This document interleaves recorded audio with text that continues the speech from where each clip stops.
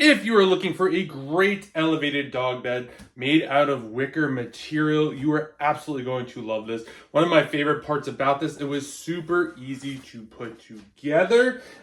This is what the bottom looks like right over here. This makes it super easy to clean. This pad right over here could just pop out if you needed to do that. Really, really like this a lot. Again, super easy to put together. Our dog absolutely loves this, so I'm gonna go grab him and show you what he looks like inside so you can get an idea for the size. Before I get him, this is what it's gonna look like on the floor. This is at approximately 24.8 by 19.7 by 9.5. Really, really nice. Doesn't take up a ton of space either. So let's go get him and I'll show you what it looks like. So this is Buster. He absolutely loves the bed. So you get an idea of size.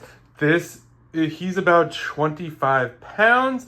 He is a Labradoodle. So for him, he has plenty of room to lay down in there. Right now he's sitting. Absolutely loves this thing. He's pretty picky too. So if you're looking for a great dog bed that's easy to put together, super comfortable, definitely check this one out. And a huge thanks to the brand for sending this over so I could do this review.